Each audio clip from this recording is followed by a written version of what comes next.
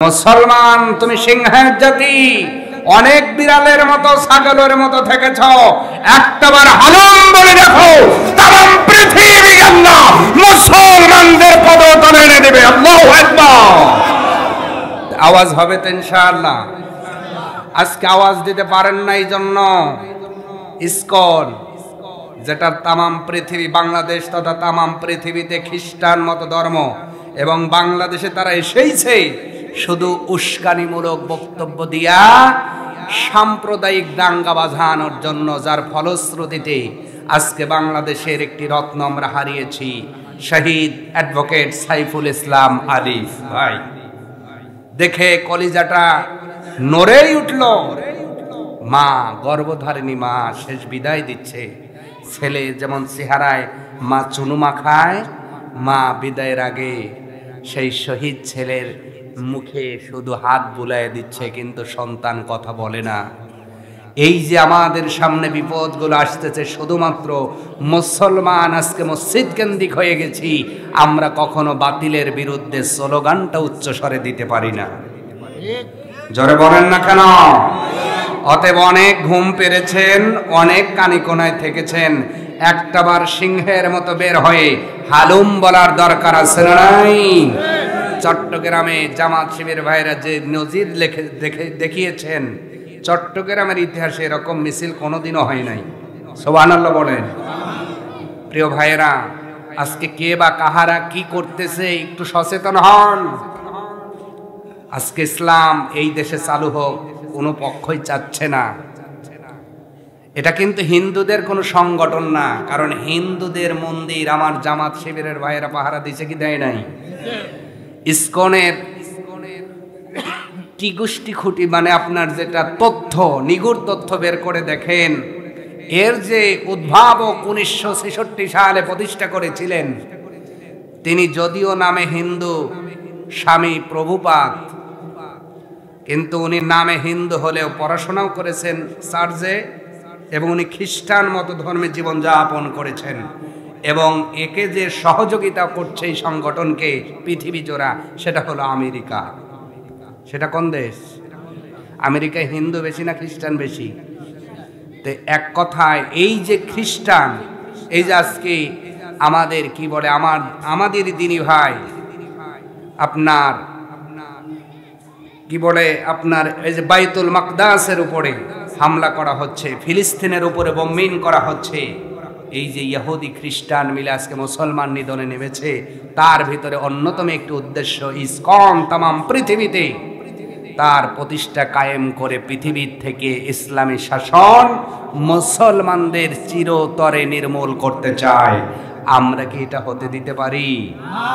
আমি আপনাদের উস্কানিমূলক বক্তব্য দিচ্ছি না, আমরা সাম্প্রদায়িক দাঙ্গা চাই না, তবে আমরা চাই আমার এই দেশে অন্য ধর্মাবলম্বী যে ভাইয়েরা আছে, আমরা তাদের যেমন ডিমের কুসুমের মতো আগলে রাখি, তাদেরও উচিত আমাদেরকে সমীহ করে চলা। আমরা উভয় পক্ষ সুখে শান্তিতে বসবাস করতে চাই। কথা বলেন না কেন? যেহেতু লা ইকরাহা ফিদ্দিন, দিনের ব্যাপারে কোনো বাড়াবাড়ি নাই। লাকুম দীনুকুম ওয়ালিয়া দিন, এর মানে এই নয় যে আমাদের দেশে থেকে আমাদের নিরাপত্তা নিয়ে আমারই ভাইকে শহীদ করবেন, এটা আমরা কখনো মেনে নিব। অতএব ইসকনের আস্তানা বাংলাদেশে আর থাকবে না, ঠিক কিনা? আমাদের জোর দাবি হলো ইসকনকে তার টোপলা টাপলি গোটায় দেশ থেকে চলে যেতে হবে, ঠিক কিনা বলেন?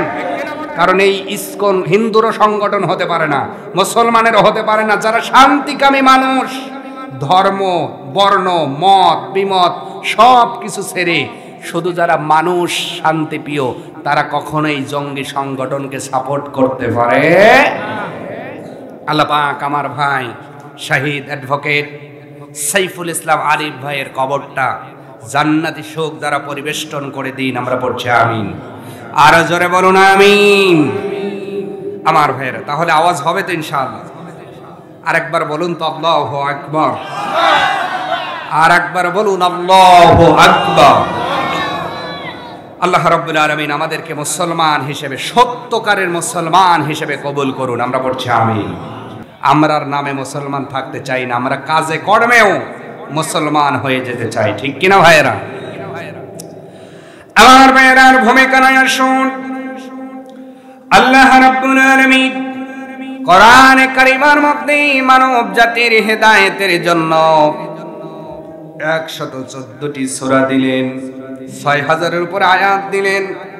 এর ভিতরে 40 নম্বর সূরা, সূরার নাম সূরা মুমিন, আর একটা নাম হলো গাফির। এই সূরার দুইটা নাম, কয়টা নাম? একটা নাম হলো মুমিন আর একটা নাম হলো গাফির। 40 নম্বর সিরিয়ালে এই সূরাটা পাবেন। প্রথম 3টি আয়াত তেলাওয়াত করলাম, এই আয়াত 3টাকে সামনে রেখে কথা বলবো, বাকি তৌফিকি ইল্লা বিল্লাহ। আমার ভাইরা, আল্লাহ রাব্বুল আলামিন সূরা আল মুমিন অথবা গাফির, যেহেতু এই সূরায়ে মুমিনের বৈশিষ্ট্য বর্ণনা করা হয়েছে, এই দিকে এই সূরাটার নাম মুমিন রাখা হয়েছে। কিন্তু এই সূরার 3য় নম্বর আয়াতে গাফির শব্দটার চয়নে এই সূরাটার নাম অনেকেই গাফির বলেছেন। আমার ভাইরা, আল্লাহ রাব্বুল আলামিন প্রথম নম্বর আয়াতে বলছেন হামিম।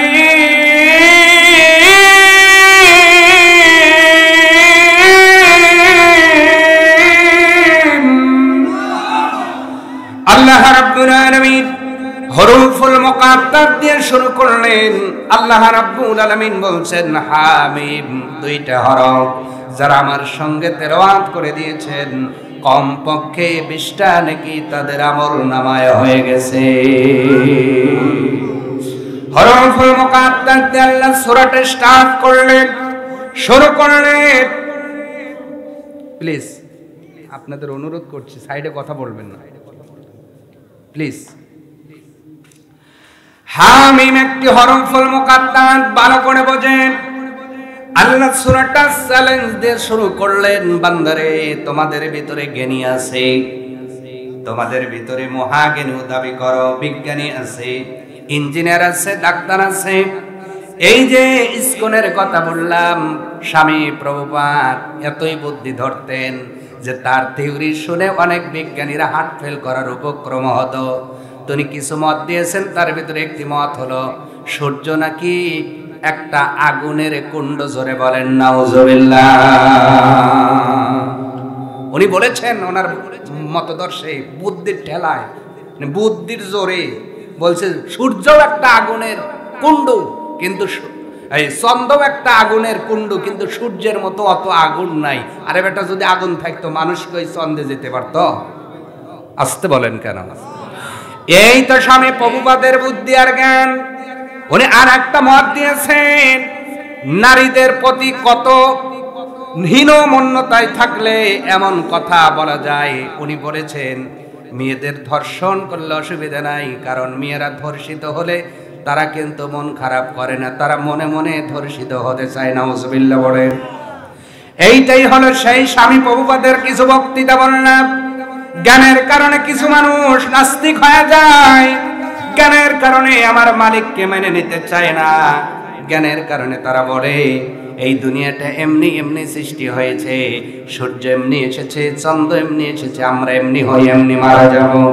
আল্লাহ পাক বলে বান্দারে এত জ্ঞান দিলাম, বুদ্ধি দিলাম, বুদ্ধি পাওয়ার পরে তুমি ইঞ্জিনিয়ার হইলা, তুমি ডাক্তার হইলা, তুমি বিজ্ঞানী হইলা, তুমি ম্যাথমেটিক্স নিয়ে গবেষণা করলা, তুমি মধ্যাকর্ষণ শক্তি, অভিকর্ষণ শক্তি নিয়ে গবেষণা করলা, তুমি চাঁদে চলে গেলা, তুমি অ্যাপোলো 11 বানাইলা, তুমি গ্যালাক্সির সন্ধান পেয়ে গেলা রে বান্দা। কিন্তু এত জ্ঞান দেওয়ার পরেও আমি যেই 2টা হরফ দিলাম, আল্লাহর কসম, আল্লাহ পাক বলছেন আমার জাতের কসম করে বলছি কিয়ামত পর্যন্ত মানুষের বুদ্ধি দিয়ে এর অর্থ বের করা সম্ভব হবে না। সুবহানাল্লাহ বললেন না? আপনার আমার জ্ঞান দিয়ে চাঁদে যাওয়া সম্ভব, কিন্তু এই 2টা হরফের ব্যাখ্যা করা সম্ভব হয় নাই, হচ্ছে না, কিয়ামত পর্যন্ত হবে না। তার মানে প্রমাণ হলো মানুষের জ্ঞান হলো সসীম, সীমাবদ্ধ জ্ঞান, আল্লাহ পাকের জ্ঞান হলো অসীম। সেই অসীম জ্ঞান নিয়ে কোরআনে কারীম নাজিল করলেন। আল্লাহ পাক ডেকে বলে বান্দারে অতএব হরফে মুকাদ্দাস চ্যালেঞ্জ করে জানালাম, তোমাদের জ্ঞানের বাহাদুরি করে লাভ নাই। একটা সময় তোমার মাথা হ্যাং হয়ে যাবে, তুমি কিছুই বুঝতে পারবে না। কিন্তু আমি আল্লাহ, আমার জ্ঞানটা হলো অসীম, যার কোনো সীমা নাই। আল্লাহু আলিমুন হাকীম। আমি আল্লাহ হলো প্রজ্ঞাময় এবং মহাজ্ঞানী। সেই জ্ঞান নিয়ে আল্লাহ কোরআনে কারীম নাজিল করলেন। ও ভাঙ্গরাবাসী, এবার আল্লাহ দ্বিতীয় নম্বর আয়াত নাজিল করলেন 40 নম্বর সূরা, সূরা মুমিনের অথবা সূরা গাফিরের দ্বিতীয় নম্বর আয়াত আল্লাহ জানাই দিলেন, বান্দারে শোনো, এই যে আমি হামিম দিয়ে সূরাটা শুরু করলাম, এই যে কিতাবের মধ্যে হামিম আছে, যেই কিতাবের মধ্যে ইয়াসিন আছে, যেই কিতাবের মধ্যে আলিফ লাম রা আছে, যেই কিতাবের মধ্যে আলিফ লাম মিম আছে, ও বান্দা, এই যে হরফুল মুকাদ্দিয়া আমি আল্লাহ যেই কিতাবটা চয়ন করলাম, সাজায় দিলাম স্তরে স্তরে, আমি আল্লাহ মানব জাতির বিধি বিধানগুলো পুঙ্খানুপুঙ্খ বর্ণনা করলাম। বান্দা বান্দি শোনো, এই কিতাবটা কার পক্ষ থেকে নাজিল হয়েছে এটাও তোমরা ক্লিয়ার হয়ে যাও। এই কিতাবটা পৃথিবীর কোনো মানুষ নাজিল করে নাই, একজন নাজিল করেছে। জোরে বলেন তিনি কে? পৃথিবী কেহই এই কিতাবটা নাজিল করেন। এই কিতাবটা কে নাজিল করলো, কার পক্ষ থেকে আসলো, আল্লাহ সেটাই বক্তৃতা দিচ্ছেন দ্বিতীয় নাম্বার আয়াতে। তানজিলুল কিতাবি মিনাল্লাহিল আজিজিল আলিম।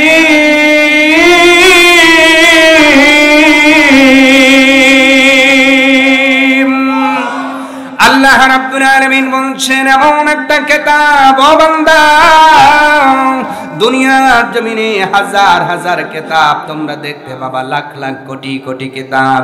এই কিতাব মানুষগুলো চয়ন করে, কিন্তু এই কিতাবের মধ্যে ঠিকও আছে, ভুলও আছে, সঠিক আছে, নির্ভুল আছে, ভেজালও আছে। কিন্তু এমন একটা নির্ভুল কিতাব, জালিকাল কিতাবু লা রাইবা ফীহি, এই যে নির্ভেজাল কিতাব আমি আল্লাহ মানুষের পক্ষ থেকে রচিত হয় নাই। তানজিলুল কিতাবি মিনাল্লাহ, এই কিতাবটা অবতীর্ণ হয়েছে, নাজিল হয়েছে আল্লাহর পক্ষ থেকে। আওয়াজ তুলে বলা যায় না সুবহানাল্লাহ? এই কিতাবটা নাজিল হয়েছে কার পক্ষ থেকে বলেন? সেই আল্লাহ। কেমন আল্লাহ? আজিজিল আলিম। এক নাম্বার আল্লাহ বলেন, যে আল্লাহ তোমাদের জন্য এই কোরআনে কারীম নাজিল করলো, ওই আল্লাহ হলো আজিজ, মহাপরাক্রমশালী। আর দুই নাম্বার হলো আলিম, উনি হলো মহাজ্ঞানী। আল্লাহর শক্তির মতো কারো শক্তি, আল্লাহর মর্যাদার মতো কারো মর্যাদা, আল্লাহর জ্ঞানের মতো কারো জ্ঞান নাই। দ্বিতীয় নম্বর আয়াত চলে গেল। এবার আসেন তৃতীয় নম্বর এই আয়াতের আলোচনা করেই আজকের আলোচনা শেষ হয়ে যাবে। তিনটা আয়াতের দুইটা আয়াত শেষ করলাম। তৃতীয় নম্বর আয়াতের মধ্যে আল্লাহ পাক বলছেন, বান্দারে, যেই আল্লাহ কোরআনে কারীম নাজিল করলো, যিনি হলো আজিজ, যিনি হলো আলিম, সেই আল্লাহর আরো কিছু বৈশিষ্ট্য আল্লাহ পাক তুলে ধরলেন। বান্দারে, আমি কেন আল্লাহ, তোমরা এটা একটু ভালো করে বুঝে নাও। আমি আল্লাহ এই জন্য গাফিরিজ যামবি ওয়া কাবিলিত তাওবি শাদীদিল ইকাব। আল্লাহ পাক বলছেন, আমি আল্লাহ এই জন্য, আমি আজিজ এই জন্য, আমি আলিম এই জন্য। এক নাম্বার আমার বৈশিষ্ট্য গাফিরিজ যামবি, আমি আল্লাহ বান্দার গুনাহগুলো মাফ করে দেই। আরো জোরে বলুন, আমাদের গুনাহ মাফ করেন কে? এই জন্য আল্লাহর কাছে ক্ষমা চাওয়ার দরকার আছে না নাই? ক্ষমা করে দাও, আছে না নাই ভাই? বলা যাবে কি? ক্ষমা করে দাও আল্লাহ, আল্লাহ ক্ষমা করে দাও মাফ করে দাও তোমাকে না দেখিয়া নবীকে না চিনিয়া ঈমান এনেছি তবুও সেই ওসিলায় আমাদের জান্নাতে দাও ক্ষমা করে দাও মাফ করে দাও সুপথে চালাও মাফ করে দাও জোরে বলুন আল্লাহু আকবার। আমার ভাইয়েরা, পৃথিবীর জমিনে তোমার আমার গুনাহ মাফ করে না, আপনাদের গুনাহ কেউ মাফ করতে পারবে না, মাফ করে একজন, জোরে বলেন তিনি কে? তবে হ্যাঁ, এখানে একটা বক্তৃতা ক্লিয়ার করি, সব গুনাহ আল্লাহ মাফ করেন না। যদি আপনি বান্দার হক নষ্ট করেন, ওই হকটা উনি ছেড়ে দেওয়া লাগবে, এছাড়া আল্লাহ মাফ করবে। তার মানে আমরা বুঝলাম হকুল্লাহ হকুল ইবাদ, একটা আল্লাহর হক আর একটা বান্দার হক। আমার ভাইয়েরা, খুব লক্ষ্য করে কথাগুলো বুঝবেন। আল্লাহ রাব্বুল আলামিন ডাক দিয়ে বলছে, বান্দারে আমি আল্লাহ এমন একজন রব, এমন একজন আল্লাহ যার এক নাম্বার বৈশিষ্ট্য ক্ষমা একমাত্র আমি আল্লাহ আমি করতে পারি। ও বান্দা বান্দি, দুনিয়ার জমিনে অপরাধ করেছ, অন্যায় করেছ, অন্যায়ের মধ্যে নিজের জীবনটা পরিচালনা করতে করতে অন্ধকারের মধ্যে ডুবে গিয়েছো, পাপ দ্বারা তোমার জীবনটা পরিপূর্ণ হয়ে গেছে। বান্দার এই গুনাহগুলো পৃথিবীর কেউ মাফ করবে না, একজন মাফ করবে, জোরে বলেন তিনি কে? আপনি কি গুনাহ করেছেন? অনেকেই গুনাহ করে এখন মনে করে আমার দ্বারা আর হবে না, এই জন্য আর নামাজে যাই না, জালসায় যাই না, কোরআন পড়ে না। যদি বলা যায়, অনেকেই ডাক দে বলে, হুজুর কোরআন পড়ে আর কি করব, মসজিদে গিয়ে আর কি করব, কারণ এত গুনাহ করেছি, আমার মনে হয় আমার আর মাফ হবে না। না না, আপনি এটা ভুল ভাবতেছেন। আপনি যতই গুনাহ করেন না কেন, দাহিয়াতুল কালবের মতো গুনাহ করতে পারেন নাই, ঠিক কিনা বলেন? দাহিয়াতুল কালবের গুনাহটা মাফ করেছেন কে? দাহিয়াতুল কালবের মতো গুনাহ করনেওয়ালা আমাদের ভিতরে কি আছে? যিনি গুনে গুনে 100টা কন্যা সন্তানকে জীবন্ত কবরে দিয়েছেন, নাউজুবিল্লাহ বললেন না? সেই মানুষটার গুনাহটা মাফ করে দিয়েছেন কে? আল্লাহর নবী, আখিরি জামানার পয়গম্বর রাসূল আরবি সাল্লাল্লাহু আলাইহি ওয়াসাল্লাম ওনার পবিত্র নবুয়তি জবান দিয়ে বলছেন, পৃথিবীর মানুষ শোনো, তোমরা যদি ভুল না করতা, তোমরা যদি অপরাধ, তোমরা যদি গুনার কাজ না করতা, তবে আল্লাহ তোমাদের দুনিয়ার জমিন থেকে চিরতরে শেষ করে আর এক জাতিকে আনতেন যারা ভুল করত। কারণ আল্লাহ ভুল করনেওয়ালা বান্দা বান্দিকে পছন্দ করে, তবে ভুল করার সঙ্গে সঙ্গে যারা খাঁটি দিলে আল্লাহর কাছে তওবা করে, এদেরকে আমার আল্লাহ সবচেয়ে বেশি ভালোবাসে। অতএব ভুল হয়ে যেতে পারে, সঙ্গে সঙ্গে তওবা করব কার কাছে? আসতে বলবেন না ভাইরা, কার কাছে? কারণ আমরা জানি গফিরিজ জামবি, আমার গুনাহটা একজন মাফ করবে, তিনি কে? আল্লাহ রাব্বুল আলামিন বলছেন, বান্দারে শোনো, তোমার মায়ের কাছে ভুল করেছ, তোমার হাত থেকে একটা পিরিচ পড়ে গেছে, এই ভুলের কারণে অনুশোচনা করতেছো, আর মনে মনে তুমি চিন্তা করতেছো, আরে আমি পিরিচটা ফেলে দিলাম, না জানি আমার মা ধরার পরে কত বকা বকবে, না জানি আমার মা ধরার পরে কত মারাই না মারবে। এই যে ভিতরে তুমি অনুশোচনা হইলা সামান্য একটা পিরিচ ভাঙার কারণে। অনুশোচনাই শুধু করে না, অনেক সন্তান মায়ের মারার ভয়ে, প্রহার করার ভয়ে, তাকে গালি দিবে এই ভয়ে চোখ দিয়ে পানিগুলো জর করে পড়তেছে। জনম দুঃখী মা যখন সন্তানের মুখের দিকে তাকায়, মা ডাক দিয়ে বলে বাজান কি হয়েছে? সন্তান কান্নার স্বরে যখন বলে মা এই পিরিচটা ফেলে ভেঙে ফেলেছি। মা বুঝতে পেরেছে আমার সন্তান নিজে নিজে বড় কষ্ট পেয়েছে, এই জন্য মা ডাক দিয়ে বলে আব্বা একটা ভেঙেছো তো কি হয়েছে, তোমার আব্বারে বলবে আরো 2টা কিনে দেবে। মা ওই সন্তানটারে মারে না, আরো বুকে আগলায়া আদর করে। আল্লাহ রাব্বুল আলামিন বলে ও বান্দার শোনো, মায়ের গর্ভের ভিতরে ওই মা তোমারে বানায় নাই, বাবাও বানায় নাই, তোমার ভাই বানায় নাই, তোমার নেতাও বানায় নাই, মায়ের গর্ভের ভিতরে একজন বানিয়েছেন। জোরে বলেন তিনি কে? আল্লাহ পাক বলে বান্দারে আমি বড় আদর করে মায়ের রেহেমের ভিতরে তোরে বানাইলাম, তোর মুখটা বানাইলাম, হাত বানাইলাম, পা বানাইলাম, সব কিছু আলাদা করে দিলাম রে বান্দা। সুন্দর একটা দেহ দিয়া দুনিয়ার জমিনে তোরে নামাইয়া দিলাম। বান্দা তুমি একটা ভুল করেছ, অন্যায় করেছ, শয়তানের প্রলোভনে পড়ে হয়তো পাপ করে ফেলেছ। তবে হ্যাঁ, ওই যে সন্তান মায়ের পরে অনুশোচনা করলো, তুমি যদি সেই রকম অনুশোচনা করতে পারো, আমার ভয়ে, আমার আযাবের ভয়ে, আমার শাস্তির ভয়ে যদি নামাজ শেষ করে চোখের পানি ছেড়ে দিয়া আমার কাছে যদি কান্না স্বরে মোনাজাত লাগাইতে পারো, ও বান্দা ওই মায়ের চাইতে 99 ভাগ বেশি রহমত আমি আল্লাহ আমার কাছে রেখে দিয়েছি। ওই মায়ের চাইতেও দ্রুত আমি আল্লাহ তোরে মাফ করে দে। সুবহানাল্লাহ বলে। অতএব আমরা মাপ চাবো কার কাছে?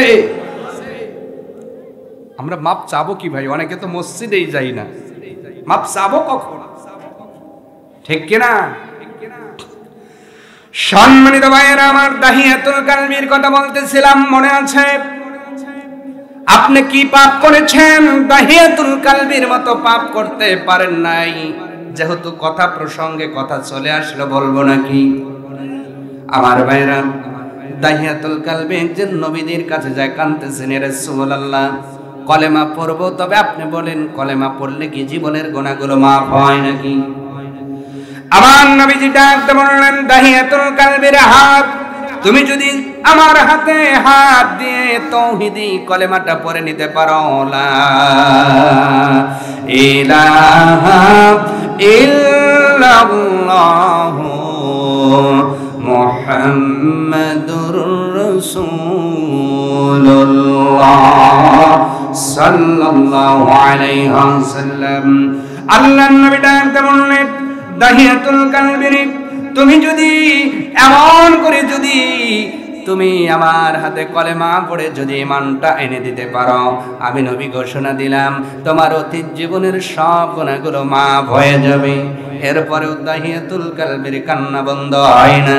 আল্লাহ নবী ডাকতে বললেন, দাহিয়াতুল কালবি রে, এরপরেও তোমার কান্না বন্ধ হয় না কেন? দাহিয়াতুল কালবি ডাকতে বললেন, রাসূলুল্লাহ আমি এমন গুনাহ করেছি, আপনারে বললে হয়তো আপনিও এই দরবার থেকে তাড়ায়া দেবেন।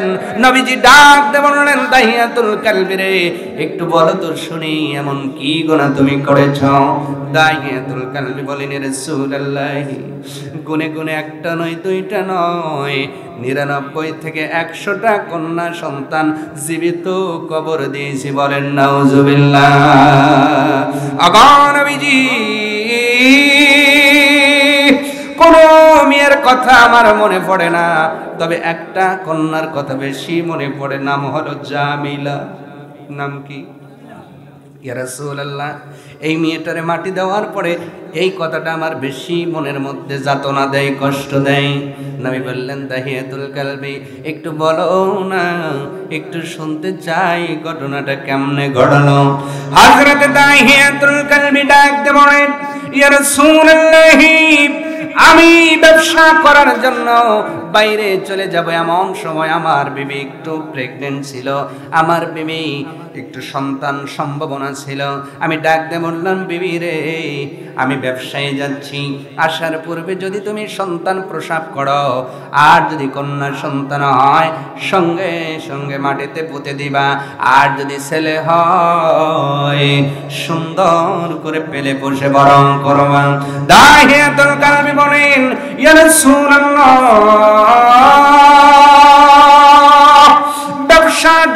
চলে গেলাম। দেখতে দেখতে 4টা বছর আমি ব্যবসা করে পার করলাম। 20 বছর পরে যখন বাড়িতে প্রবেশ করলাম, আমার বিবি যখন দরজাটা গেটটা খুলে দিল, আমার গলা একটা মেয়ে কন্যা সন্তান জড়ায়া ধরলো। ইয়া রাসূলুল্লাহ, দেখতে যত সুন্দর, তার মুখের বাবা ডাকটা শুনতে তার চেয়েও সুন্দর। সুবহানাল্লাহ বলেন। দাহিয়াতুল কালবি বলেন, ওই মেয়েটারে দেখতে যত সুন্দর, আওয়াজটা তার চেয়েও সুন্দর। আমার গলা ধরে বাবা বাবা বলে ডাকে। আমি বড় আশ্চর্যিত হয়ে গেলাম। বিবির ডাক দিয়ে বললাম, বিবি রে, এই কন্যাটা কার? বিবি ডাক দিয়ে বলে, স্বামী আমার এই সন্তান হলো আমার আর আপনার। বিবিরে বলেছিলাম কন্যার সন্তান হলে দুনিয়ার জমিন থেকে বিদায় করা দিবে। বিবি ডাক দিয়ে বলে, স্বামী আমার কয়েকটা কারণে সন্তানটারে মারতে পারি নাই। তার ভিতরে 1 নাম্বার কারণ হলো একটাবার লক্ষ্য করে দেখেন, আমার জামিলার চেহারা আর আপনার চেহারা দেখতে একই রকম মনে হয়। আর একটু জোরে বলেন না সুবহানাল্লাহ। আবার স্বামী আদর করে নাম রেখেছি জামিলা। জামিলুন মানে সুন্দর। অগস্বামী ওই জামিলার চেহারার দিকে তাকাইলে খোদার কথা মনে হয় না। এত সুন্দর চেহারা আল্লাহ তাকে দান করেছিলেন। দাহিয়াতুল কালবি বলেন, রাসূলুল্লাহ, আমার জামিলা আমার কাছেই ঘুমায় আর ডেকে ডেকে বলে, আব্বা 4টা বছর আমার জ্ঞান হওয়ার পরে বাবা বাবা ডেকেছি, বাবারে পাই নাই। আজকে তোমারে পেয়েছি, তোমার কাছে ঘুমাইবো, মায়ের কাছে ঘুমাইবো না। মেয়েগুলো কিন্তু বাবা একটু বেশি যত্ন নেয়, ঠিক কিনা বলে? আমি কি ভুল বললাম নাকি? মিয়া বলতেছে, আব্বা আজকে আপনার কাছেই ঘুমাবো, মায়ের কাছে যাব না। দাহিয়াতুল কালবি বলেন, ওগো নবীজি, কিন্তু আমার মনের ভিতরে পশুত্ব ভাবটা দুনিয়া যায় নাই। মেয়েটা আমার কোলের মধ্যেই ঘুমায় আছে। কিন্তু আমি একটু চিন্তা করলাম, আগামীকাল সকালে আমার বন্ধুরা যদি বলে, বন্ধুরে তুমি তো কন্যার বাবা, আমার নাক কাটা যাবে। এই চিন্তা করে আমি বুদ্ধি আটলাম, এই রাতটা হবে আমার জামিলার জীবনের শেষ রাত। আগামীকাল সকালেই তাকে আমি জীবন্ত পুঁতে ফেলবো। এই চিন্তা করে সকালবেলা উঠে আমি জামিলার মাকে ডাক দিয়ে বললাম, ও জামিলার মা, দাওয়াতে যাব বন্ধুর বাড়ি, জামিলারে একটু সাজায় দাও। জামিলারে সুন্দর করে সাজায় দেওয়া হলো। জামিলারে সঙ্গে নিয়ে আমি চলে গেলাম। রাস্তা দিয়ে যাই আর পিছন ফিরে থাকাই কেউ দেখে কিনা। যাইতে যাইতে যখন আমি পাহাড়ি ভূমির মধ্যে চলে গেলাম, একটা রাস্তার ধারে গর্ত করা শুরু করলাম। গর্ত করতে করতে আমার শরীরটা ঘেমে গেল। আমার জামিলা ডাক দিয়ে বললেন, আব্বা, নিচের জামার সেই ওড়না নিয়ে এসে জামিলা বাবার কপালের গামটা মুছে দেয়, মুখের গামটা মুছে দেয়, আর বারে বারে চুমা লাগায়, আব্বা আপনি না দাওয়াতে যাবেন, এখানে কেন গর্ত করেন, চলেন না একটু দাওয়াতে যাব। দাওয়াত খেতে আসার সময় বাজার থেকে 2-1টা খেলনা কিনে দিবেন। আমার মেয়েটা এমন করে আমার কাছে দাবি করতেছে, ওগো নবীজি, এরপরেও আমার কলিজার মধ্যে পশুত্ব ভাবটা দুনিয়া যায় নাই। আমি গর্ত করা শেষ করলাম। শেষ করার পরে ডাক দিয়ে বললাম, জামিলা রে, একটু মা তুমি তাকায় দেখো গর্তটা কেমন হয়েছে। ওগো নবীজি, আমার কন্যা জামিলা যখন গর্ত দেখার জন্য চলে গেল, আমি বাবা হইয়া এতই সিমর ওই সুন্দর মেয়েটারে ধাক্কা মেরে গর্তের মধ্যে ফেলে দিলাম। গর্তে পড়ার পরে ওর আর বুঝতে বাকি নাই। ডাক দে বলে, আব্বা ডেকে ভুল করেছি বাবা, কথা দিলাম জীবনের কোনো দিন বাবা ডাকবো না। জামিলা আফসোস করে বলছে, আব্বা তোমার বাবা ডেকে ভুল করছি, আর কোনোদিন আব্বা ডাকবো না, ছেড়ে দাও। 2 চোখ যেই দিকে যায় চলে যাব, আর কোনোদিন তোমার বাবার পরিচয় পরিচিত করব না। দয়া করে আমার উপরে তুমি পাথর নিক্ষেপ করবা না ইয়া রাসূলুল্লাহ। 4 বছরের কন্যা রাখা যদি আমার মনটারে গলাইতে পারে না, আমি বারে বারে পাথর মারি, আমার জামিলার হাতে লেগে হাত ফেটে যায়। ছোট্ট মানুষটা কি বেদনায় ছটফট করে, আর ডাক দে বলে, আব্বা তুমি না বাবা, বাবারে কি এমনই হয়, কি মেয়ে কি এমনই কি মারে নাকি? নিজের কলিজা দিয়ে ভাবরে বাংলার মুসলমান, বাবারে কি এমনই হয়, মেয়েরে মারে। জামিলা বারে বারে হাজরি করে, নবীজি আর পরেও আমার পশুত্ব বাপটা তুমি আর যায় নাই। মারতে মারতে এক পর্যায়ে একটা বড় পাথর মেরেছি, আবার জামিলার মাথাটা 2 ভাগ হয়ে গেছে, সঙ্গে সঙ্গে গর্তের ভিতরে পড়ে মারা গেল। আমি তারে পাথর দিয়া মাটি দিয়ে চাপায় দিলাম। নবীজি এখনো ঘুমাইতে গেলে আমার ওই জামিলার আওয়াজ কানের মধ্যে বাজে। আমার নবীজি ঘটনা শুনে রহমতের দয়ার নবী, মায়ের নবী চোখে পানি রাখতে পারেন নাই, চোখের পানিগুলো দরদর করে ছেড়ে দিয়েছেন। ডাক দিয়ে শুধু বলতেছেন, দাহিয়াতুল কালবিরে, মানুষ কি এতটাও নিষ্ঠুর হতে পারে? 4 বছরের কন্যারে এমন করে কেউ মাটি দেয়? দাহিয়াতুল কালবি বলেন, ইয়া রাসূলুল্লাহ, এই জন্যই বলেছি আল্লাহ হয়তো আমারে কোনোদিন ক্ষমা করবেন না। আমার নবী বলে, ও দাহিয়াতুল কালবি, আমার কান্নার অর্থ এইটা না, আমি তোমার মেয়ের ঘটনা শুনে কেঁদেছি, তবে আমার আল্লাহ এতই দয়াবান, তুবু ইলাল্লাহি তাওবাতান নাসুহা, যদি খাঁটি দিলে তওবা করে ফিরে আসতে পারো, আমার আল্লাহ শুধু কলেমা পড়ার কারণে তোমার এই গুনাহগুলো মাফ করে নিষ্পাপ করে দেবে। আরো জোরে। তবে তওবা করার পরে আর ওই গুনাহটা করা যাবে, ওই পাপের দিকে আর যাওয়া যাবে। ক্ষমা করার মালিককে। আরো জোরে। আল্লাহ রাব্বুল আলামিন 15 নম্বর সূরা, সূরার নাম সূরা হিজর। হিজর মানে পাথর, পাথুরে পাহাড়। এই সূরার 49 নম্বর আয়াতের মধ্যে বলছেন, নাব্বি ইবাদি আন্নী আনাল গফুরুর রাহিম।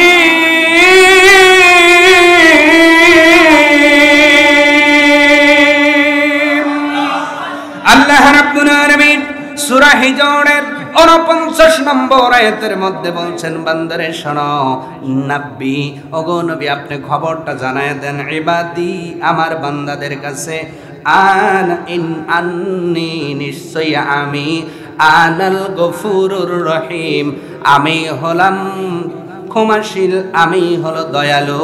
আওয়াজ তুলে বলেন সুবহানাল্লাহ। তার মানে আল্লাহর চেয়ে ক্ষমাশীল আর পৃথিবীতে কেউ নাই, ঠিক কিনা? আল্লাহর চেয়ে রহম করে নেওয়ালা আর কেউ নাই। ও পৃথিবীর মানুষ, আল্লাহ তোমার রহমের চাদরে ঘিরে রেখেছেন। সুবহানাল্লাহ।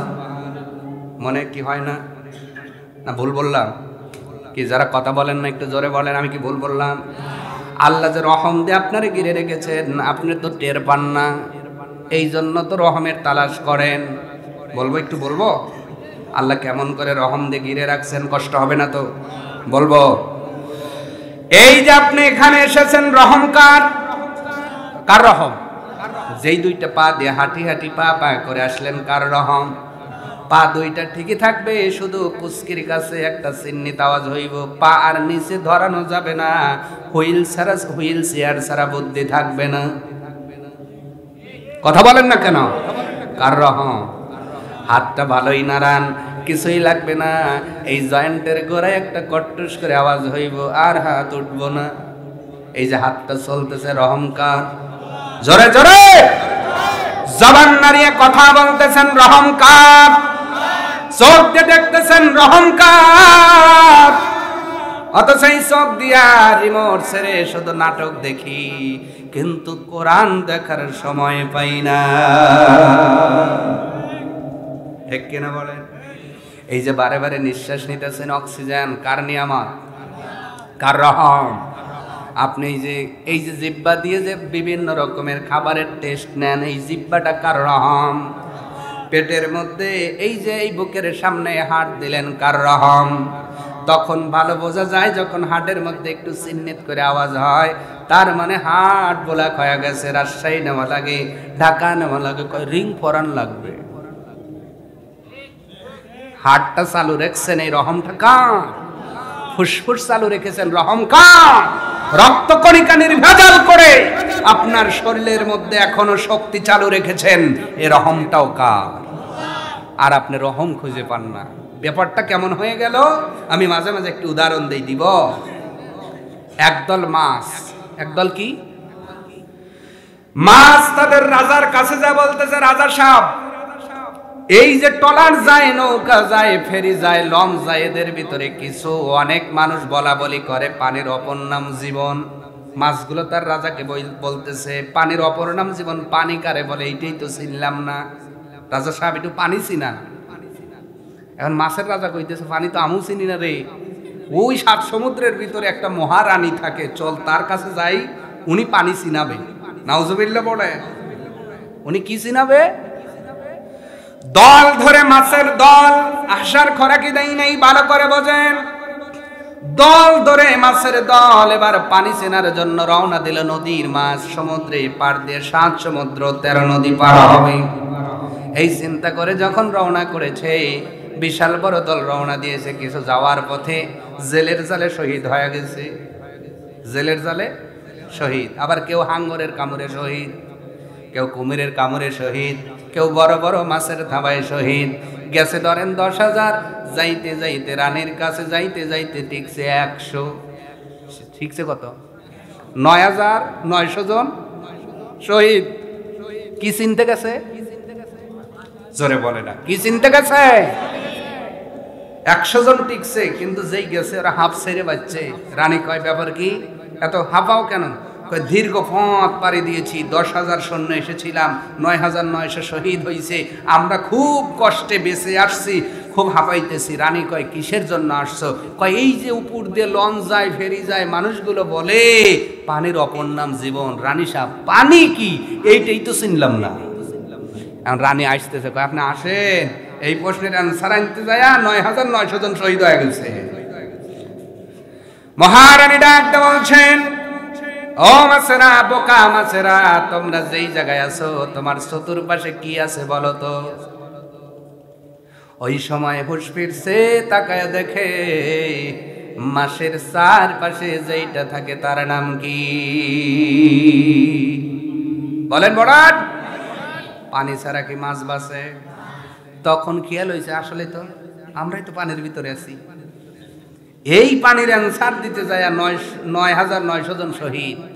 আজকে আমরা আল্লাহ পাকের রহমতের চাদরে চতুর্পাশে ঘিরে থাকি, এরপরেও রহম খুঁজে পাই না, রহমত খুঁজে পাই না। নাস্তিক মুরতাদ হয়ে, কাফের হয়ে জমিনে আল্লাহ পাকের তালাশ করে নিজের জীবনটারে জাহান্নামী বানিয়ে ফেলেছি। আল্লাহর রহম চতুর্দিকে আছে না নাই? জোরে বলুন, আছে না নাই? এই যে চক্ষুটা বেঁচে থাকে কার রহমে? অনেক সময় আপনার সন্তানের এই জায়গায় আঘাত লাগে, অনেকে বলে অল্পের জন্য চোখ বাঁচছে। বা সুবহানাল্লাহ ক মুফাসসিরে কেরামগণ বলেন বান্দার চোখ পহরা দেওয়ার জন্য আল্লাহ কুদরতি ফেরেশতা নাজিল করে থাকেন। আরো জোরে বলুন। আর আমি আপনি আল্লাহর রহম খুঁজে পাই না। অতএব গুনাহ মাফ করবেন কে? আল্লাহ রাব্বুল আলামিন গুনাহ মাফ করেন। আল্লাহ পাক বলছেন, ও বান্দা, আমি শুধু গুনাহ মাফ করি না, দ্বিতীয় নাম্বার হলো কাবিলিত তাওবা, মানে তাওবা, আমি আল্লাহ তোমার তওবাও কবুল করে থাকি। তওবা করব তো ভাই, করব। আজকে কে কে তওবা করবেন হাত দেখান, লিল্লাহি তাকবীর। সবাই? তাহলে তো এই সমাজে আর বাটপারি হবে না, চুরি হবে না, মিথ্যা হবে না, দুধে পানি হবে না, ঘুষ হবে না, সুদ হবে না। সবাই যদি তওবা করেন। হাজী সাহেব কই? আলী আকবর সাহেব কই? আলী আহমদ, দেখেন সবাই হাত দেখাইছে। আগামীকাল থেকে আর দুধে পানি পাবেন না, ঘিউ ভেজাল পাবেন না, চাউলে খিচি পাবেন না, ওজনে কম হইব না, মিথ্যা কথা হইব না। এই কথা বলেন না কেন? আমরা যদি সঠিক তওবাটা করতে পারতাম আর কি ওজনে কম দিতে পারতাম? কম দেনেওয়ালা আছে না? আর কি মিথ্যা সাক্ষ্য দিতে পারতাম? সাক্ষ্য দেনেওয়ালা আছে না? আর কি ভাই ভাই দ্বন্দ্ব লাগাতে পারতাম? এরকম সকলখোর আছে না? এক ভাইকে বলে একরকম, আর এক ভাইকে বলে, মাঝখান থেকে দুই ভাই ঝগড়া লাগে ফাটাফাটি, আর ও মাঝখান থেকে এসে মুহে চাদর দিয়ে আসে, আছে না নাই? তওবা কেমন করি? তওবা ইস্তিগফার মন করলে আবার হুজুর তওবা করাবেন, ঠিক আছে করান। কি তওবা ইস্তিগফার? মন করলেই আবার এখন তওবা করব, প্যান্ডেল থেকে যাওয়ার সময় যাই দিয়ে মুছে আরে তওবা কেনে থুইয়ে দাফন করে থুয়ে তারপরে বাদ যাব। কথা কয় না। তওবা তো জীবনে কম করলাম না, কিন্তু দাহিয়াতুল কালবির মতো তওবা করতে পারেন নাই, বিদায় আপনার তওবা কবুল হয়। আমার ভাইয়েরা, তওবার মতো তওবা করলে কবুল করবেন কে? আল্লাহ রাব্বুল আলামিন যে তওবা কবুল করেন তার একটা উদাহরণ দিলে ভালো বুঝবেন না, কষ্ট হবে। আপনাদের কষ্ট হবে না তো? বারে বারে একটু উদাহরণ দিচ্ছি, অনেকেই হয়তো রাগ করবেন, হুজুর খালি উদাহরণই দেয়, কারণ উদাহরণ দিলে আয়াতের ব্যাখ্যা বিশ্লেষণ বুঝতে সুবিধা হয়, ঠিক কি না? আল্লাহ যে তওবা কবুল করেন এরও একটা উদাহরণ দিব নাকি? কষ্ট হবে না তো? সম্মানিত ভাইয়েরা আমার, কি হয়েছে?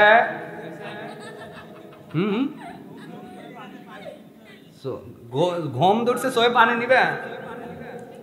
হ্যাঁ চা আছে মনে হয়, চালি লইব না দোস্ত? দোস্ত কি নাম তোমার? জি আমি খুশি যে ওরা এ যাবৎ পর্যন্ত যে জেগে আছে, এতেই আমি খুশি। সুবহানাল্লাহ কোন? আপনারা খুশি না? এই ছোট্ট ছোট্ট মানুষগুলো যে বসে আছে এতেই তো আমি খুশি। আমি কিন্তু ওদের জন্য আসলেই খুশি, কারণ ওরা কি সুশৃঙ্খল ভাবে বসে আছে। আল্লাহ এদেরকে দিনের জন্য, কোরআনের জন্য, ইসলামের জন্য কবুল করুন। মন ভরা দোয়া আছে না নাই? ওদের গাল দেবেন না, এখানে আসলে আদর করে কাছে বসাবেন ইনশাআল্লাহ। মসজিদে গেলে অনেকে গালি দেয়, বকা দেয়, ধমক দেয়, আছে না নাই? অনেক মুরব্বীর বান্দরে কয় আল্লাহ কয় তোর হাতে তো গোনা দিয়ে বড় রে, ওর হাতে গোনা নাই, ও মাসুম। সুবহানাল্লাহ কম। ও যদি হাত তোলে ওর হাতের কারণে তোর মোনাজাত কবুল হইব, ঠিক কিনা? অতএব মসজিদে গেলে ওদের শাসন করব না, কাছে নিব, ওদের কাছে নিয়ে দাঁড়াবেন, নামাজ শিখাবেন। কারণ নবী বলছেন স্পষ্ট হাদিস, তোমরা নামাজ পড়তেছো মসজিদে, যদি তোমাদের কাতারের পিছনে ছোট ছোট সন্তানদের সরগোল না শোনো, আমি নবী ভয় পাই পরবর্তী প্রজন্ম বেনামাজি হয়ে যায় কিনা। অতএব ওরা মসজিদে যে একটু কথা বলবে, হই হুল্লোড় করবে, হয়তো একটু দুষ্টামি করবে, এটা মেনে নেবেন। আর সবচেয়ে ইমানদারের লক্ষণ হলো নিজের তারে কাছে নেই, কিন্তু যেই দেখে অন্যের ছেলে আর কাছে নিতে চাই না, ঠিক কিনা? আমরা সকলকে কাছে নিব। একটা ছেলে গিয়েছে, আপনার দায়িত্ব ওকে নিয়ে দাঁড়ানো, বাবা এইভাবে রুকু করতে হয়, এইভাবে সেজদা করতে হয়, ওকে নামাজ শিক্ষা দেওয়ার দায়িত্ব আমাদের, আছে না নাই? এই জালসার আদব শিখানোর দরকার আছে না নাই? কারণ আপনি যদি শিক্ষা না দেন ও তো তাস খেলাই যাবে। কথা বলেন না কেন? ও চাষটলে যায় টিভি দেখবে না? অতএব এই অনুষ্ঠানে ওদেরকে আগ্রহ করে নিয়ে আসবেন, আল্লাহ যেন তৌফিক দান করেন। সম্মানিত ভাইয়েরা আমার, আমি তাওবার কথা বলতেছিলাম। খোরাসান একটি শহরের নাম, খোরাসান, যে শহরে জন্ম নিয়েছেন ইমাম বুখারী রাহমাতুল্লাহ আলাইহি। আল্লাহু আকবার বলেন। যে শহরে জন্ম নিয়েছেন কে? ইমাম বুখারী। আল্লাহু আকবার। যে শহরে ওনার কবরস্থ করা আছে, আজও পর্যন্ত ওনার কবর থেকে সুঘ্রাণ বের হচ্ছে। আরো জোরে বলুন। এমন একটি শহরের একটি ঘটনা বলছি যে আল্লাহ যে তওবা কবুল করেন এর দলিল আছে, এর সত্যতা আছে, এর ইতিহাস আছে, এর স্ট্র্যাটেজি আছে। আল্লাহু আকবার। স্ট্র্যাটেজি হলো অতীত ইতিহাস থেকে শিক্ষা গ্রহণ করা মুমিনের বড় দরকার। খোরাসান শহরে এমন একটা ছেলে বসবাস করত, ছেলেটার নাম হলো আব্দুল্লাহ। নাম কি? নামটা ভালো না খারাপ? আব্দুল্লাহ নামটা ভালো। খুব ভালো করে কথাগুলো মিলান। আশা করি আপনার ছেলের সাথে এই ঘটনাটা হয়তো মিলে যেতে পারে, আপনার নাতির সাথে মিলে যেতে পারে। এই জন্য বলছি মনোযোগটা দিয়ে কথাটা শ্রবণ করবেন সম্মানিত ভাইরা। ছেলেটার নাম হলো আব্দুল্লাহ, মা বাবার একমাত্র সন্তান। খোরাসান শহরে তিনি বসবাস করতেন।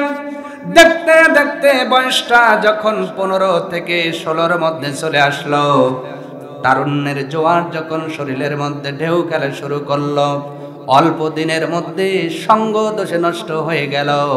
বন্ধুরা যায় যেই দিকে, আব্দুল্লাহ ছোটে সেই দিকে।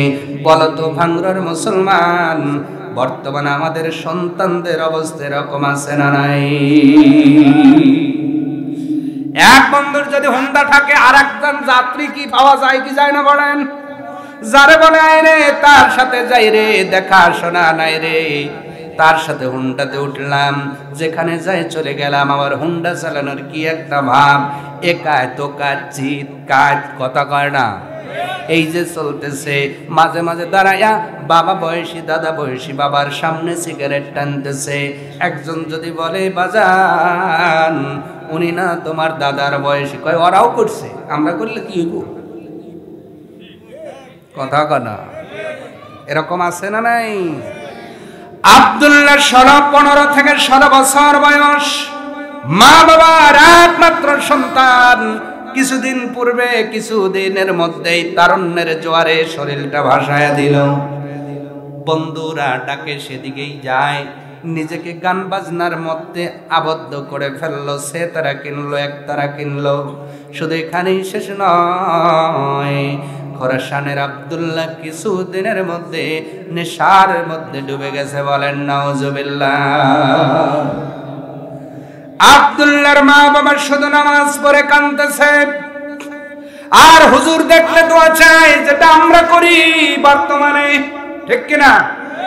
সন্তান গাঁজাখোর, মদখোর, ফেন্সিডিলখোর হয়ে গেছে, মা বাবার আয়ত্তে আর নাই, নামাজ পড়ে শুধু কাঁদে, আর হুজুর দেখলে দোয়া যায়। ও দুনিয়ার মুসলমান, এইটা দোয়া করে যদি ভালো করার বিষয় হইতো, নবীজি দোয়া করলে ভালো হয়ে যেতেন, কিন্তু নবী দোয়া করার পরেও ভালো হয় নাই। ভালো হয়েছে তখন এই কোরআনের শাসন পার্লামেন্টে গেছে যখন। জোরে জোরে, নবীজি নেতা হওয়ার আগ পর্যন্ত ভালো করতে পারেন নাই। নবীজি যখন মদিনাতুল মুনাওয়ারাতে ইসলামী শাসন কায়েম করলেন, 10,000 সাহাবী নিয়ে যখন মক্কা বিজয় করলেন, নবী ইন্তেকালের পরে খোলাফায়ে রাশিদারা মুসলমানদের পরিচালনা করেছে। ওই মুসলমানদের যুবকদের ভিতরে কেউ ফেন্সিডিল খায় নাই, কেউ মদ খেতে পারে নাই, কেউ গান বাজনা করতে পারে নাই। বোঝা গেল সব জিনিস দোয়া করে ভালো হয় না, কোরআনের শাসন লাগে। ঠিক কিনা বলেন? অতএব এই কোরআনটা তাকে রাখার কিতাব না, এই কোরআনটা শুধু খতম পড়ানোর কিতাব না, এই কোরআন দিয়ে শুধু দাওয়াত খাওয়ার কিতাব না, এই কোরআন দিয়ে শুধু ঝাড়ফুঁক দিবেন এমন নয়। এই কোরআন যতদিন পার্লামেন্টে না দিতে পারবেন, আপনার আমার সন্তানকে ভালো করা সম্ভব হবে না। অতএব আজ পর্যন্ত অনেককেই তো দেখলাম, আগামী সময়ে আমরা একটু কোরআন ওয়ালাদের দেখতে চাই, ঠিক কিনা বলেন? তাহলে আপনার সন্তান ভালো হবে, আর কাদা লাগবে না। আর যদি আপনি এবারও মিস করেন, জেনে রেখে দিও জাতির লোকেরা, নেতার পা ধরে কাদা লাগবে, তাও সন্তান ফিরে পাওয়া যাবে না, ঠিক কিনা? তাহলে আমরা কোরআনওয়ালাদের দেখতে চাই কি চাই না? আব্দুল্লাহ নেশার মধ্যে পড়ে গেলেন, মদ ঢোকে ঢোকে মদ খায়, গাঞ্জা খায়, ফেন্সিডিল খায়, ইয়াবা খায়, বন্ধুদের সাথে গান বাজনা করে, মদের আড্ডায় মাতলামি করে। একটা দিনের ঘটনা আব্দুল্লাহ নিজেই বলতেছেন কিতাবের ভিতরে, ও জাতির লোকেরা, প্রতিদিনের রুটিন অনুযায়ী একদিন আমি আড্ডাখানায় চলে গেলাম, ওখানে যাইয়া বোতল বোতল মদ খাইলাম, মদ পান করলাম। গান বাজনার জন্য বন্ধুরা ডাকলো, গান বাজনা করতে করতে হঠাৎ করে আমার চোখের মধ্যে যেন ঘুমের ভাব চলে আসলো। বন্ধুদের ডাকতে বললাম, বন্ধুরা আর সময় নাই, আমার চোখ তো আর মানে না। আব্দুল্লাহ ডাকতে বলছেন, আমি ঘুমের ভিতরে চলে গেলাম, ঘুমানোর জন্য যখন ঘুমাতে চলে গেলাম, গভীর ঘুমে আমি নির্মগ্ন, হঠাৎ করে আমার সামনে একটা স্বপ্ন চলে আসলো। আমি আব্দুল্লাহ দেখতে পাইলাম রে, সুন্দর একটা বাগান দেখা যায়। এত সুন্দর বাগান আমার জীবনে কোনোদিন দেখি নাই। শুধু বাগান নয়, বাগানের ডালে একটা চড়ুই পাখি, কি পাখি? চড়ুই পাখি কিসমিস করে ডাকতেছে, কিন্তু দুনিয়ার চড়ুই পাখি তো আওয়াজ করে না। কিন্তু আমি ঘুমের মধ্যে যেই চড়ুই পাখি দেখলাম, ওই চড়ুই পাখির কণ্ঠে কোরআনের একটা আয়াত ভেসে আসতেছে। আরো জোরে, চড়ুই পাখির কণ্ঠে কি ভেসে আসে? যেই আয়াতটা চড়ুই আবৃত করতেছিল, সেই আয়াতটা হলো 57 নম্বর সূরা, সূরার নাম সূরা আল হাদিদ। এই সূরা হাদিদের 16 নম্বর আয়াত। চড়ুই পাখি যেন বিড়বিড় করে বলতেছে, আলাম ইয়ানি লিল্লাযিনা আমানু আন তাখশা কুলুবুহুম লিযিকরিল্লাহ। চড়ুই পাখি বলতেছে, ও ঈমানদারেরা, তোমরা যারা ঈমান আনয়ন করেছো, এখনো কি ওই সময় আসে নাই যেই সময়ে তোমাদের অন্তরটা আল্লাহর জিকিরে বিগলিত হয়ে যাবে, আল্লাহর স্মরণে তোমার অন্তরটা নরম হয়ে যাবে? এখনই কি ওই সময়টা আসে নাই? ওয়ামা নাযালা মিনাল হক, এবং আল্লাহ যেই সত্য নাজিল করেছেন, এই সত্যের মাধ্যম দিয়ে কি তোমাদের অন্তর এখনো কি নরম হবে না, বিগলিত হবে না? ওয়ালা ইয়াকুনু কাল্লাযীনা উতুল কিতাবা মিন ক্বাবল। চড়ুই পাখির জবান দিয়ে স্বপ্নের মধ্যে আব্দুল্লাহ শুনতেছে, চড়ুই পাখি যেন বলতেছে, তোমরা তাদের মতো হয় না যারা তোমাদের ইতিপূর্বে তোমার অতিবাহিত হয়ে গেছে, যারা তোমাদের ইতিপূর্বে অতিবাহিত হয়ে গেছে তাদের মতো হয় না। ফাতালা আলাইহিমুল আমাদু ফাকাসাত কুলুবুহুম। এই যে দীর্ঘ সময় চলে যাওয়ার কারণে পূর্বের জাতিদের অন্তরগুলো বড় কঠিন হয়ে গিয়েছিল, হার্ড হয়ে গিয়েছিল, শক্ত হয়ে গিয়েছিল। এই জন্য তাদের কিতাবের কথাগুলো তাদের অন্তরে ছোঁয়া লাগে নাই। তাদের আলেমদের বক্তৃতা তারা বোঝে নাই, আলেমদের আলোচনা বোঝে নাই, আসমানি কিতাব তারা বোঝে নাই, নবী রাসূলদের দাওয়াত তারা মেনে নেয় নাই। ঘুমের ঘরে আব্দুল্লাহ বলেন, চড়ুই পাখি বলতেছে, ও দুনিয়ার ইমানদারেরা, তোমরা তাদের মতো হয়ো না যাদের অন্তরটা বড় কঠিন হয়ে গিয়েছিল। ওয়া কাসীরুম মিনহুম ফাসিকুন।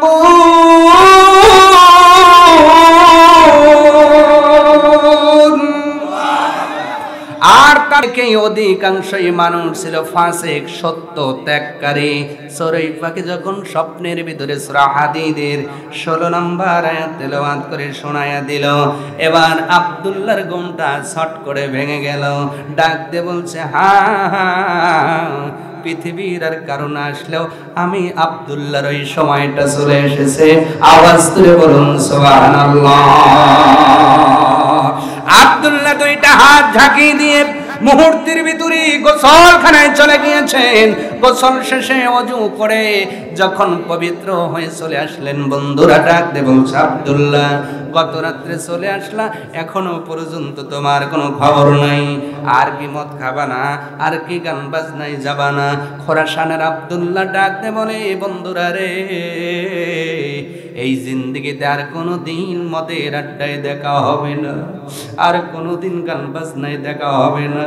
গত রাত্রে চড়ুই পাখির মাধ্যম দিয়া আল্লাহর কোরআনের যে আয়াতটা আমি শুনতে পেয়েছি, হ্যাঁ হ্যাঁ, আমার ওই সময় চলে এসেছে, আল্লাহর স্মরণে আমার অন্তর বিগলিত হয়ে গেছে।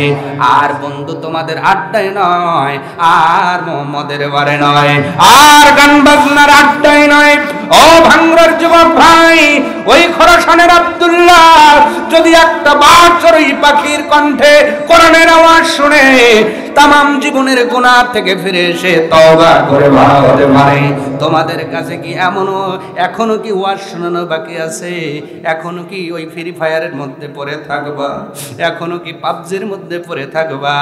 এখনো কি এই বাংলাদেশের 53 রকমের ওই নেশার মধ্যে পড়ে থাকবা? এখনো কি সময় আসে নাই তওবা করে মসজিদের দিকে আসতে হবে? এখনো কি তোমার সময় হয় নাই তওবা করে কোরআনের দিকে আসতে হবে, সুন্নাহর দিকে আসতে হবে? যদি আসতে পারো আল্লাহ পাক আব্দুল্লাহর মতো তোমারও কবুল করে নেবে, তোমার মা বাবাও আব্দুল্লাহর মা বাবার মতো খুশি হয়ে যাবে। সুবহানাল্লাহ। প্রিয় ভাইরা, তাহলে আব্দুল্লাহর মতো আমরা বলেন তো তওবা করতে চাই কি চাই না? আওয়াজ দিয়ে বলেন, চাই কি চাই না? আল্লাহ যেন আমাদের এক মন তওবা করার তৌফিক দান করে, বলে না আমিন। আর একটু মহাব্বতে বলে না আমিন। আবার ভাইরা, তাহলে তওবার মতো তওবা করলে, যেহেতু আব্দুল্লাহর তওবা আল্লাহ কবুল করেছেন, আল্লাহ পাক ডাকতে বলে বান্দারে ওই খোরাসানের আব্দুল্লাহর মতো তুমিও তো যুবক, তুমিও তো কিশোর, হয়তো তুমি শয়তানের প্রলোভনে হুন্ডার প্রেমে পড়ে আজকে বিপদে চলে গেছো, হয়তো কোনো নারীর প্রেমে পড়ে বিপদে চলে গেছো, হয়তো গাঞ্জার মহাব্বতে পড়ে গেছো, মদের মহাব্বতে পড়ে গেছো। বান্দা এখনো যদি আব্দুল্লাহর মতো একটাবারে ফিরে আসতে পারো, তুবু ইলাল্লাহ, আল্লাহর দিকে যদি ফিরে আসতে পারো, আমি আল্লাহ ঘোষণা দিলাম ওই আব্দুল্লাহর মতো তওবা কবুল করে, দাহিয়াতুল কালবের মতো কবুল করে তোমার জীবনটাও জান্নাতি সুখ দ্বারা রূপান্তরিত করে দিব। বলেন তো এরকম তওবা করার দরকার আছে না নাই?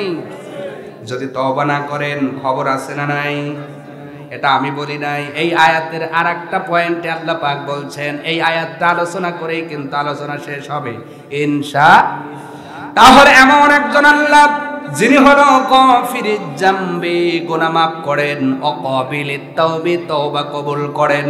এবার আল্লাহ পাক বলছেন বান্দারে শুধু খুশির খবর শুনাইলাম, তোমরা যদি তওবা না করো আর যদি গুনাহ মাফ না চাও, শাদীদিল ইকাব, তবে জেনে রেখে দিও আমি আল্লাহ আমার আর একটা বৈশিষ্ট্য, আমি যখন ধরি ছেড়ে দেই না। আল্লাহ যখন ধরেন, আল্লাহ যখন ধরেন, আল্লাহ ধরে না, ধরলে ছাড়ে না। ঠিক কিনা বলেন? আল্লাহ ছাড় দেয়, একবারে ছেড়ে দেয় না। একটু ছাড় পাওয়ার পরে অনেকেই সীমা লঙ্ঘন করেছে ইতিপূর্বে। নমরুদ আল্লাহ সাইজ করছে কি করে দেয়? কথা বলেন না কেন? ফেরাউন করেছে, আল্লাহ সাইজ করেছে কি করে নাই? আবু জেহেল, আবু লাহাব, উতবা, সাইবা, ওয়ালিদ ইবনে মুগীরা, আব্দুল্লাহ ইবনে উবাই তথা ইতিপূর্বেই যারা স্বাধীনভাবে চলেছে একটারও রেজাল্ট মেলে নাই।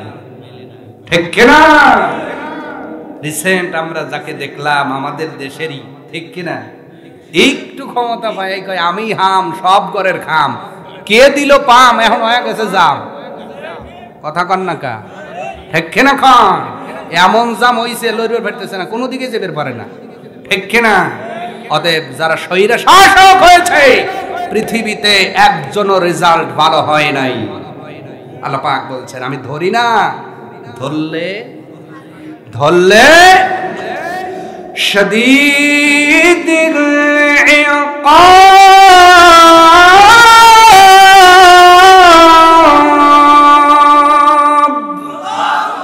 ও বান্দা, আমি আল্লাহ যদি ধরি ছাড় দেই না, কঠিন হাতে ধরি, আর আমার শাস্তি বড় কঠিন।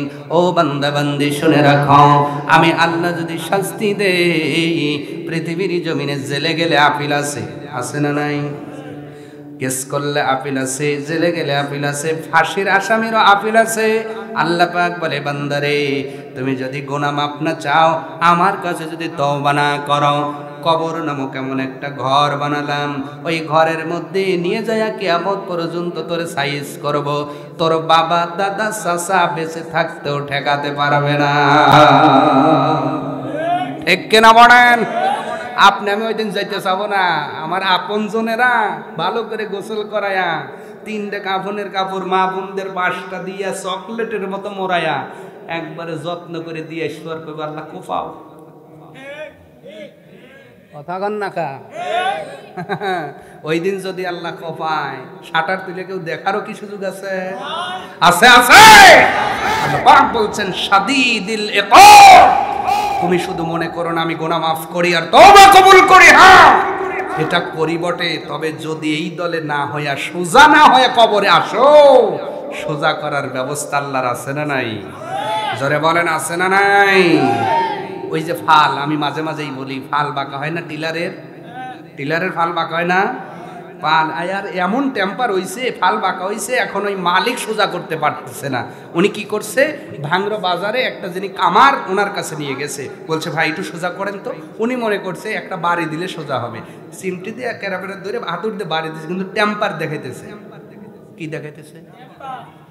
ওই যে ফাল টেম্পার দেখাইতেছে, মানে হাতুর ডব দেয়। যেই ডব দিছে কন্ত রাগ হইছে না? হাফর আলার রাগ হলেও কোনে টান দেয়? হাফরে টান দেয় না? কয়লা দিয়ে যখন টান দিছে আগুন বাড়ছে, তখন ওই ফালটা দিছে। 10 মিনিট পরে ফাল লাল হইছে না? তখন সিমটিতে ধরছে যখন, টেম্পার কি আছে তখন? সিমটিতে ধরছে যখন, টেম্পার কি আছে তখন? টেম্পার নাই, কিন্তু ওই যে আগের রাগ আছে, ডব দিছে, তখন ধরে কয় কেবা লাগে এখন ক এই কয় আর দুইটা বেশি দেয়, একবার চ্যাপটা করে সোজা করে, চ্যাপটা করে সোজা করে। এখন একজন করছে ভাই এত চ্যাপটা ওরে কর সাহস কি, ও ডব দেয়, কথা বলেন না কেন? আল্লাহ পাক বলছেন আমি হলাম গুনাহ মাফ করনেওয়ালা, আমি হলাম তওবা কবুল করনেওয়ালা। ও বান্দা গুনাহ করেছো, তওবা করো, মাপ চাও, ক্ষমা করে দেব, তওবা কবুল করব রে বান্দা। আনা গফুরুর রহিম, আমি হলাম রহিম দয়ালু এবং আমি গফুর ক্ষমাশীল। তবে যদি এই গুনাহ মাপ না চায়, টেম্পার দেখাও, মনে রেখে দিও কবরটা হলো হাফর, আর আমি গুরজা মারার জন্য এমন অন্ধ ফেরেশতা নিযুক্ত করছি, কিয়ামত পর্যন্ত চেষ্টা করব, পারলে টেম্পার দেখাইও। কথা কয় না? ওই দিন টেম্পার দেখায় কাজ হইব? একবার মারবো 70 গজ গাইরে ভালাইব। অতএব যারা সোজা হবে দুনিয়ায় তারা শান্তি পাবে, আর যারা দুনিয়ায় কোরআনের কথা শুই না টেম্পার দেখায়, কবরের মধ্যে সাইজ করার ব্যবস্থা আছে না নাই? এই জন্য আল্লাহ রাব্বুল আলামিন বলছেন আমি হলাম শাদীদুল ইকাব। ও বান্দা, আমার মতো ক্ষমাশীল যেমন কেউ নাই, আমার মতো শক্ত করে ধরনেওয়ালাও কেউ নাই। আমার ধরা থেকে ফেরাউনের মতো মানুষ বাঁচতে পারে নাই, নমরুদের মতো মানুষ বাঁচতে পারে নাই, আমার ধরা থেকে আবু জেহেল বাঁচতে পারে নাই, আবু লাহাব বাঁচতে পারে নাই, আমার ধরা থেকে এই যে আপনার কি বলে ওই যে মিশরের যেই অত্যাচারে ও বাঁচতে পারে নাই। ও বান্দা বান্দি, তুমি এমন কি জমিদার হইলা সর্বাঙ্গরয়, মাত্র 20 বিঘা জমিওয়ালার মালিক, মাত্র 2-3 কোটি টাকা তোমার, অথবা তোমার বাড়িতে 4 তলা বিল্ডিং, তাই তোমার গর্বে এলাকায় পা পড়ে না, তুমি মনে করো আমি সব। না না, এইভাবে যদি দুনিয়ায় চলতে থাকো, আমি আল্লাহ যেদিন ধরবো রে, আমার হাত থেকে ছাড়ানোর মতো কাউকে পাবা না। সেই ধরার আগেই সোজা হওয়ার দরকার আছে না নাই? এরপর আল্লাহ পাক বলছেন যে তওল, আল্লাহ পাক বলছেন উনি হলো শক্তিশালী। তওল মানে কি? শক্তিশালী। আল্লাহর চাইতে শক্তিশালী কেউ আছে? আসতে বলেন কেন? আরো জোরে। আল্লাহর সে ক্ষমতাধর পাওয়ারফুল কেউ আছে? নাই। আল্লাহ পাক নিজে বলছেন যে তওল, আমি যেইতে ধরবো তোমাকে, এর কারণ হলো আমার মতো শক্তিশালী পাওয়ারফুল আর পৃথিবীতে একজনও নাই। আমার ভাইরা, এরপর আল্লাহ পাক বলছেন লা ইলাহা ইল্লা হুয়া ইলাইহিল মাসির। ও বান্দা, ওই আল্লাহ ছাড়া কোনো ইলাহ নাই, উনি হলো এক এবং তার দিকেই তোমাকে ফিরে যেতে। কার কথা? শেষ আলোচনা এতটুকু আয়াত কিন্তু শেষ, শুধু এতটুকু ব্যাখ্যা করে আজকের আলোচনা শেষ হবে ইনশাআল্লাহ। আল্লাহ পাক বলছেন লা ইলাহা ইল্লা হুয়া ইলাইহিল মাসির।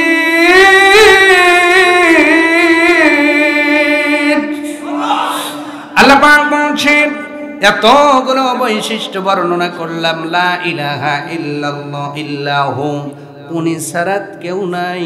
যেদিন তুমি ছিলে না সেদিনও তুমি ছিলেন, আজকে তুমি আছো তাও উনি আছে, আবার একদিন তুমি আমি থাকবো না, থাকবে কে? আল্লাহ পাক বলেন লা ইলাহা ইল্লাহু, উনি ছাড়া পৃথিবীতে কেউ নাই, কেউ থাকবে না। ইলাইহিল মাসির, শুধু তাই নয়, একদিন এই দুনিয়ার জমিন থেকে তার দিকেই যেতে হবে। বান্দা, তুমি যেখান থেকে এসেছো সেখানেই আবার তোমাকে ফিরে যেতে হবে। আলমে আরো আমরা ছিলাম আল্লাহর কাছে, আল্লাহ মা বাবার মাধ্যম দিয়ে দুনিয়ায় দিলেন, আবার কবরে যাব, আমাদের রুহুর নিশ্চয় হবে না। ভালো করে বুঝবেন, এই শরীরের ক্ষয় হয়, লয় হয়, কিন্তু ভিতরের রুহুর কোনো ক্ষয় নাই, লয় নাই। এই রুহু আপনার পচে না, গলে না। রুহুটা আরমে আরো ছিল, আল্লাহর আদেশে মায়ের গর্ভের ভিতরে আমি জন্ম নিলাম। আমি মারা যাওয়ার পরে আমার শরীর কবরের দৃষ্টয় হয়ে যেতে পারে, কিন্তু এই রুহুটা আবার আল্লাহর কাছে চলে যাবে। ইন্নাল আবরার লাফি নাঈম। আল্লাহ রাব্বুল আলামিন বলছেন, আমি তো সব রুহকে আলমে আরওয়ার ভিতরে এক জায়গায় রেখে দিয়েছিলাম, কিন্তু এই দুনিয়ায় আসার পরে তুমি যদি ভালো কাজ করো, তুমি যদি আবরার হও, অনুগত হও, আমি আল্লাহ আমার আর রাসূলের কথাগুলো যদি মেনে নিতে পারো, আমি আল্লাহ তোমার রুহটাকে নিয়ামতপূর্ণ জায়গায় রেখে দিব, ইল্লিয়িনে। সুবহানাল্লাহ। আর যদি তুমি বাধ্য অনুগত না হও, ওয়া ইন্নাল ফুজ্জার লাফি জাহিম, আমি আল্লাহ অবাধ্যদের রূহ, অবাধ্য যারা হবে তাদের রূহকে আমি আল্লাহ সিজ্জিনের মধ্যে রেখে দিব। তার মানে আমাদের রূহগুলোর আসার সময় সব এক জায়গায় ছিল। ভালো করে বুঝবেন, রূহগুলো কয় জায়গায় ছিল? কিন্তু এই দুনিয়ার জীবনের পরে রুহুটা দুই ভাগে ভাগ হবে, একটা যাবে ইল্লিয়িনে আর একটা যাবে সিজ্জিনে। অতএব যারা ভালো কাজ করবে তাদের রুহগুলো ইল্লিয়িনে চলে যাবে, বাপের ভিটা জান্নাতে। সুবহানাল্লাহ। আমাদের বাপের ভিটা কোথায়? জোরে জোরে জোরে। আমাদের বাপের ভিটা কেন? কারণ আমাদের আদি পিতা আদম আলাইহিস সালাম জান্নাতে জন্ম দিয়েছেন, আল্লাহ তারে জান্নাতের মধ্যে বানিয়েছেন। ওইটা আমাদের বাপের ভিটা, ওইটা আমাদের প্রত্যেক সম্পত্তি। কিন্তু দুনিয়াতে যেই সন্তানটা বাপের ভিটা বেঁচে খায়, তার সে হতভাগা সন্তান আর কেউ নাই। আল্লাহ রাব্বুল আলামিন বলে, বান্দারে ইলাইহিল মাসির, আমার দিকেই ফিরতে হবে। কিন্তু এই ফিরে আসার পূর্বে তুমি একটু ভালো কাজ করো, ঈমান আমলে যদি পরিপক্ক হয়ে যেতে পারো, আমি আল্লাহ মরে যাওয়ার পরে তোমার রূহটাকে ইল্লিয়িনে বাপের ভিটার শান্তিতে রেখে দিব। আর যদি তোমার আমল খারাপ হয়, তুমি যদি বেঈমান হও, মরে যাওয়ার পরে তোমার রূহটাকে সিজ্জিনে শয়তানের ভিটা জাহান্নামের ওই আদালতের মধ্যে, জাহান্নামের গেরার মধ্যে রেখে দেওয়া হবে। অতএব ভাঙড়ার মুসলমান, আপনাদের বিভাগের উপর রেখে দিয়ে গেলাম, কোন দলে থাকবেন? আপনি কি ইল্লিয়িনে থাকবেন না সিজ্জিনে থাকবেন? এটা আপনার ব্যাপার। তবে আপনার কাছে একটি বক্তৃতা স্পষ্ট করে গেলাম, আমরা এসেছি এক জায়গা থেকে, কিন্তু যাওয়ার সময় ভাগ হবে দুইটা, একটা ইল্লিয়িন না হয় সিজ্জিন। এই ইল্লিয়িন আর সিজ্জিন সময় কাটানোর পরে এমন একটা সময় আসবে, সময়টা হলো কিয়ামতের দিন। আল্লাহ কিয়ামতের দিন লিমানিল মুলকুল ইয়াম লিল্লাহিল ওয়াহিদিল কাহ্হার। আল্লাহ কাহ্হার নাম ধারণ করে বিচার পরিচালনা করে। ওই জায়গায়ও দুই জায়গায় যেতে হবে, নাই জান্নাতি না হয় জাহান্নামী। তার মানে মরণের পরেই ডিসাইড হয়ে যাবে আপনি জান্নাতে যাবেন না জাহান্নামে যাবেন।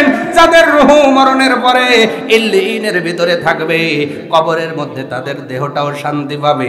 আর যাদের রূহটা সিজ্জিনে যাবে, কবরের মধ্যে তার দেহটাকে আযাব দেওয়া হবে। তার মানে কবরে যাওয়ার পরেই আপনার ভাগ্য নির্ধারণ হয়ে যাবে। অতএব এই দুনিয়ার আমলটা, দুনিয়ার হায়াতটা যদিও ছোট হয়, আমলের পাওয়ার ক্ষমতা বেশি। এই ছোট্ট একটা জিন্দেগির উপরে ডিসাইডেড হবে আপনি জান্নাতি না জাহান্নামী। ঠিক কিনা? অতএব আমাদের আমল ঈমান গোছানোর দরকার আছে না নাই? জোরে বলেন, আছে না নাই? আল্লাহর কাছে ফিরে যেতে হবে কি হবে না, নাকি গাড় তেরা করবেন? ওই যে আব্বা যখন বলে গেদা এটা তোমার নানের বাড়ি, আমার ঠেকা পড়ে নাই, কথা কর না কা। আবার যদি বলে এটা একটু বাজারে যাও, আমার ঠেকা পড়ছে, আমি এখন খেলবার যাবো। এখন এই যে দুনিয়ায় যে ঠেটামি করে ব্যাস, আজরাইল আসার পরে যদি ঠেটামি হরেন থুয়ে যাবো না, আসতে বলে আরো জোরে।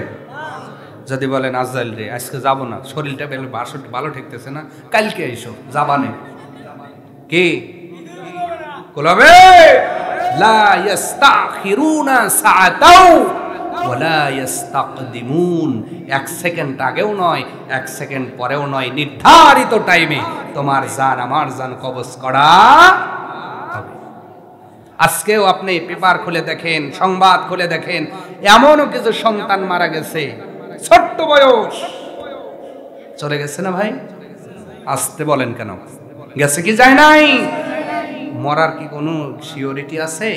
আমরা বেঁচে আছি এটাই অস্বাভাবিক, মারা যাবে এটাই স্বাভাবিক। দুনিয়া এইটি একটা রঙ্গমঞ্চ আল্লাহ পাক দিয়েছেন ঈমান আর আমলকে গোছানোর জন্য। আর আমরা দুনিয়া আসার পরে করতেছি কি? ল্যাট্রিনে টাইলস লাগাচ্ছি। ল্যাট্রিনে কি লাগাচ্ছি? আচ্ছা বলেন তো, একটা যাত্রী ট্রেনে যাবে, কোথায় যাবে? আপনাদের এখানে ভালো বুঝবেন এই জন্য উদাহরণ দিচ্ছি। আপনাদের এখানে বড়াল ব্রিজ সব ট্রেনই দাঁড়ায়। এখন আপনার ট্রেন হলো 2টায়, আপনি উপস্থিত হয়েছেন 1টায়, 1 ঘন্টা টাইম আছে। কয় ঘন্টা?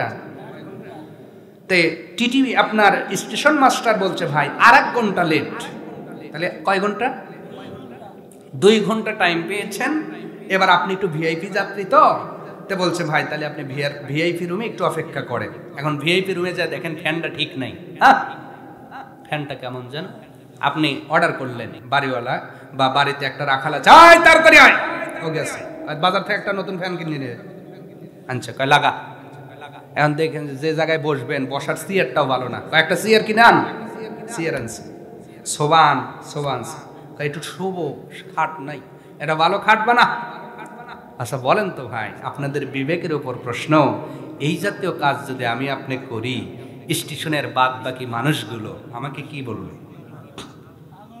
আমার কথা বুঝেন? উচ্চ আওয়াজে বলতে হবে। কি বলবে? আরো জোরে, আরো জোরে। আপনারা বললেন আপনাদের ভাষায় ওই মানুষটা পাগল। আল্লাহ পাক বলে বান্দা, দুনিয়াটা একটি সেই 2 ঘন্টার চেয়েও ছোট একটি জীবন, অথচ তুমি বক্স খাট বানাতে ব্যস্ত। এই দুনিয়ার জীবন 60 বছর, কবরের জীবন নবীর হাদিস অনুযায়ী কমপক্ষে 40,000 বছর কবরে কাটাতে হবে। কয় বছর? 40,000 বছর কবরে কাটাতে হবে। সেই কবরে আপনি কি নিলেন বলেন? আজকে সেই বিশ্রামাগারে এসে আপনার বক্স খাট লাগে, আপনার ফ্যান লাগে, এয়ার কন্ডিশন লাগে, অথচ যেই কবরে একা একা কিয়ামত পর্যন্ত কাটাতে হবে, কি লাগাইছেন বলেন? কবর উঠলেন, কোনো মতো খেটে উঠলেন, যেই আখেরাতে কবরের চেয়েও বেশি সময় দাঁড়িয়ে দাঁড়িয়ে হিসাব দিয়ে, এরপরে জান্নাত নাই জাহান্নাম, জান্নাতে গেলেও আবাদান আবাদা, জাহান্নামে গেলেও আবাদান আবাদা। বলেন মুসলমান ভাঙরার এখানে যারা আছেন, একটু বুকে হাত দিয়ে বলেন হুজুর না, এতদিন আমি যে আমল করছি তাতে আমার বিশ্বাস আমি জান্নাতে যাব। বলেন বিশ্বাস আছে কি?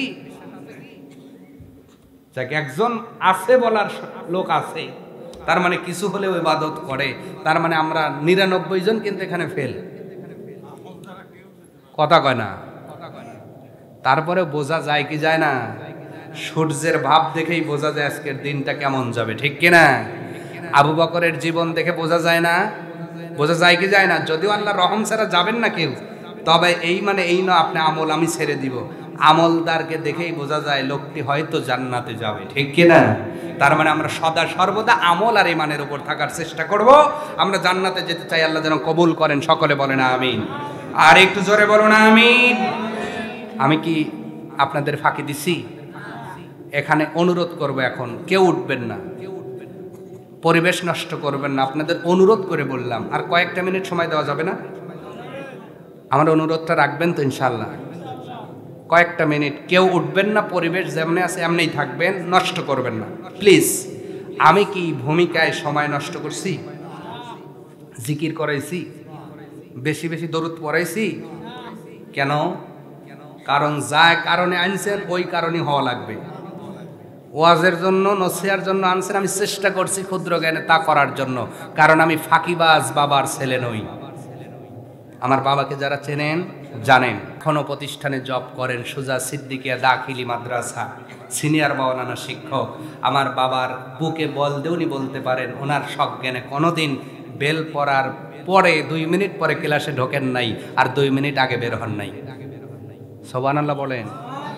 সেই বাবার ছেলে আমি ফাঁকিবাজ নই, আমি ফাঁকিও দেই নাই, ঠিক কিনা? আল্লাহ যেন আমাকে ফাঁকি না দিতে শিখায়, বলেন আমিন। যেই কারণে এনেছেন, দীর্ঘ সময় আপনাদের কন্টিনিউ সেই কথাগুলো শুনিয়েছি। তবে এবার এখানে দেখেন একটি কথা লেখা হয়েছে, সব ঠিক আছে, খালি এই শব্দটা যদি না থাকতো, উন্নতি কল্পে।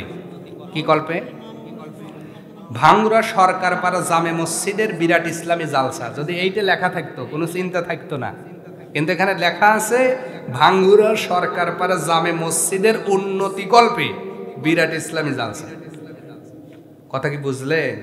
তার মানে এতক্ষণ ইমানের উন্নয়ন হয়েছে, এখন মসজিদের উন্নয়ন হবে ইনশাআল্লাহ। এখন যারা উঠে যাবে আমরা বসবো উনি মসজিদের বিপক্ষে। কি বলেন আপনি? না হলে তো উনি উঠে যাবেন না। আর যে মসজিদের বিপক্ষে যাবে তার কি মাপ পাওয়ার সম্ভাবনা আছে?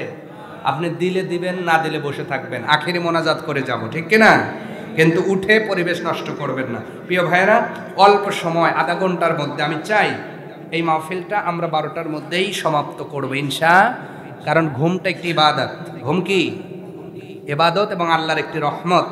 ঘুম পেরে আমরা আগামী সকালে আবার ফজর নামাজ আছে, এই লক্ষ্যে আমি আপনাদের কষ্ট দিব না। আধা ঘন্টার মধ্যে যে যা দিবেন মেহরবানি করে মসজিদকে ভালো করার জন্য। বলেন তো, মসজিদে দান করলে লাভ আছে না নাই? এটা কি আমি বলছি? নবী মুহাম্মদুর রাসূলুল্লাহ বলেছেন, যে মসজিদ বানায় আল্লাহ জান্নাতে বালাখানা বানায়। সুবহানাল্লাহ এমন বললেন, তাতে বালাখানা আপনার টিনের ঘর আছে, খারাপ হইব নাকি? হ্যাঁ, আল্লাহর নবী বলছেন, তুমি বিল্ডিং বানাও, তোমার বিল্ডিং এর মশলা হয় বালি সিমেন্ট দিয়া, আর আল্লাহ জান্নাতে যে বালাখানা বানাবে ওর সিমেন্ট, ওর মশলা হবে মিশক আম্বরের। সুবহানাল্লাহ। তাহলে ইট কিসের হবে? নবী বলছেন ইট হবে একটা সোনার আর একটা রূপার। সুবহানাল্লাহ, আসতে বলে, আরো আসতে। তাহলে আমরা সেই বালাখানা চাই কি চাই না? চাই কি চাই না? যার দান যত ভালো, যার ঈমান যত ভালো, যার তাকওয়া যত বেশি, তার বালাখানা তত বড় হবে, সুন্দর হবে। সুবহানাল্লাহ বলে। ততএব এই দুনিয়া ছেড়ে একদিন চলে যাব ভাই, আমরা চিরদিন থাকবো না। আমার বাবা ছিল, এখন নাই, তার সম্পদ আমি খাচ্ছি, ভোগ করতেছি। একদিন আমি চলে যাব, আমার সন্তান আমার সম্পত্তির ওয়ারিশ সূত্রে মালিক হবে। কিন্তু ও যদি দান না করে, আপনি কই কবরের বাটাম নিয়ে আসবে, দান করিস না কেন, এটা কি বলার সুযোগ থাকবে? অতএব নবী বলেছেন, বুদ্ধিমান তারা নিজের হস্তগত সম্পদ থাকতেই আল্লাহর ব্যাংকে জমা দেয় যারা। সুবহানাল্লাহ। কারণ ওই ব্যাংকে কখনো দুর্নীতি হয় না ভাইরা। আল্লাহ পাক বলেন, আমি বান্দাদের দান আমার কুদরতি ডান হাতে গ্রহণ করে, তোমরা যেমন কোরবানির গরু পালো, আমি তোমাদের দানগুলো পেলে পুষে বড় বানাই। কিয়ামতের দিন আমার বান্দাদেরকে, বান্দিদেরকে আমি পাহাড় সমান করে ফেরত দিব। আরো জোরে বলুন না। এই একজন মালিকের হাতে, বরকতের হাতে, তারই ঘরে একটু দান করার দরকার আছে না নাই? আছে না নাই? যারা দিয়েছেন আজকে দোয়ার দিবেন, দোয়ার চাষ।